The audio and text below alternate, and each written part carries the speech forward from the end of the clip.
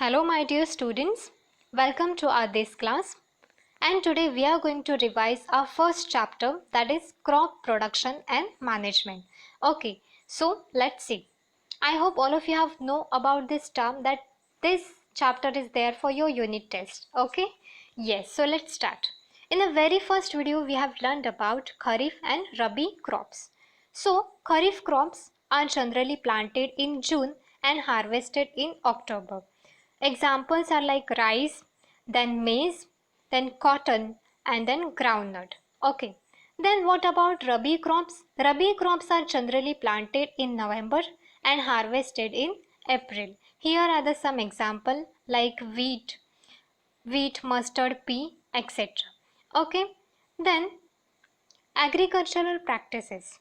When you want to plant something, we have to follow some steps. Okay, what is that? Let's see. So here are the some steps of farming. The very first step is preparation of soil, then sowing of seeds, then adding fertilizer, then irrigation, then weeding, harvesting, threshing, and storage. These are some steps of farming which are very important. If we miss any step, then it will not take that best. Okay, so we have to follow each and every step. Okay, then the soil preparation. First thing is preparing soil. Here we can see ploughing. What is ploughing? Ploughing, which means it is a process of loosening and turning the soil, is called as ploughing and tilling. Okay, soil should be loosened so that the nutrients which are there deep inside the soil comes up, and hence what happen? Hence the seeds which are planted into the soil gets those nutrients. So this is a very important steps, so that each and every seed will get that type of nutrients. Then what about leveling? Even after ploughing, big lumps of soil may remain in the field. Yes, very true. Then these are crushed using wooden or iron planks called as levelers, and this process is called as what? Here you can see the iron planks, and this process is called as leveling. Okay. Then applying fertilizers. You all know that fertilizers are very important. Okay, they plays an important role to adding nutrients into the soil, into the crop. Okay, so what are fertilizers? So the fertilizers, they are very important. These are the material which having certain kind of nutrients, and when it gets added into the soil, all the crops gets that kind of nutrients. So fertilizers are very important. Okay.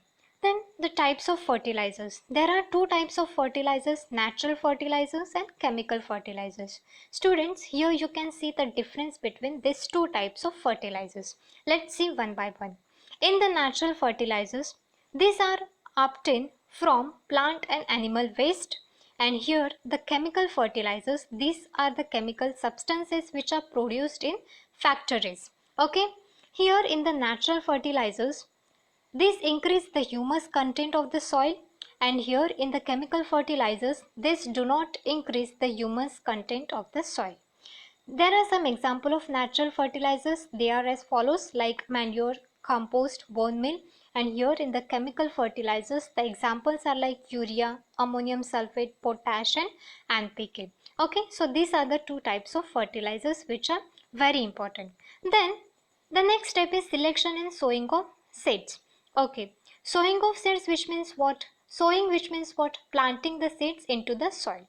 So there are two methods. First is manual sowing. Here you can see the farmer is spraying the seeds. So this process involved direct sprinkling of seeds into the soil or digging the soil and planting the seeds. Okay. Then the next is seed drill. This is very important step, and this is very important method, and which is an appropriate also. Here in this what happens, a seed drill can be pulled across the field using bullocks or a tractor. Okay. Then what is irrigation? Irrigation refers to the artificial application of water to the soil for assisting the growth of crops. Okay. So here all of you have know about the term, that is natural watering, which means what? Rains. but the artificial application of water, which means what, we have to do something so that we'll get water to the crops. Okay, this is man-made type of thing. So here is a traditional method. In the traditional method, there are some examples like canal irrigation, furrow irrigation, chain pump, moat, Dekli, and Rahat. These are some of the traditional methods of irrigation. But these traditional methods, here lot of water is required and it is a time consuming. Okay. In the modern method which involves sprinkler irrigation. What is sprinkler irrigation? This method involves pumping water under the pressure through nozzles and spraying it over the soil like artificial rain. Here you can see spraying over the soil just like an artificial rain.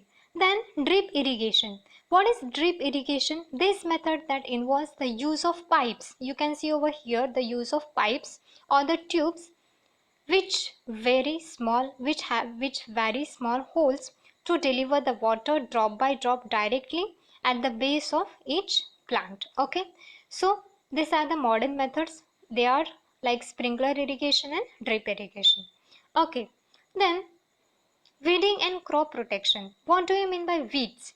The undesirable plants which grow along with the crops. Sometimes if we visit the garden, we will see that there are some beautiful plants, and after that, in the beautiful plant, there are in that side there are some different kinds of crops which grows up. So that is waste thing which we don't want. Okay, so weeds, which means what, undesirable plants which grow along with the crop. So what we have to do, we have to remove that weeds. Okay, we have to remove that crops so that our main plant will get all the types of nutrients. So weeds, which means undesirable plants which grow along with the crops, and weeding is a process of removing the weeds.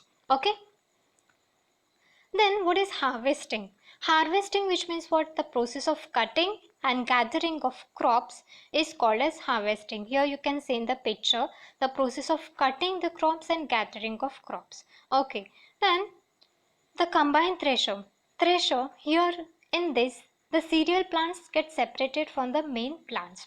So this is a combined thresher where the machine cut the crop and do work of threshing. Okay, then winnowing, which means what, which separate the grain from its outer cover, called as chaff. Okay, then after all this we have to store our grains, but before storing grains, the grains should be dried up properly because they contain all the moisture. So then before the storing, we have to remove all the moisture with the help of sun. Okay, so we have to make sure that all the strains or the grains are dried up. So after grain gets dried up, we have to store the grains with the help of this kind of granaries. Okay, here you can see this kind of granaries where the grains are stored. Then what do you mean by silos? Silos which have bulk storage, okay, where lots of grains stored together. Mixed cropping. What is mixed cropping? Mixed cropping is the cultivation of more than one type on a piece of land at the same time. For example, corn and yam.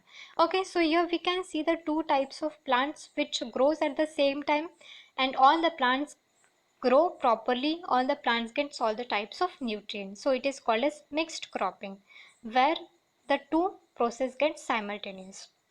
Crop rotation. Crop rotation, which means growing plants with the different types of crops in succession. Succession, which means for different season, different plants. Okay, so for example, the first year you plant a crop harvested for its root, and the following year you plant a crop harvested for its leaves. Okay, so this is called as a crop rotation. And the last term, that is food from animals. You all know that we get a lot of food from the animals, which is essential for our growth. Yes, so rearing animals on a large scale for food and other needs is called as animal husbandry. So here are some example of food products obtained from animals like milk, meat, eggs and honey. Okay students, so this is all about your first chapter revision. Go through the video, and all the best for your unit test. Thank you so much. Students, study well, go through the content, okay, revise all the things, go through the textbook and do your best, all the very best for your exam. Thank you.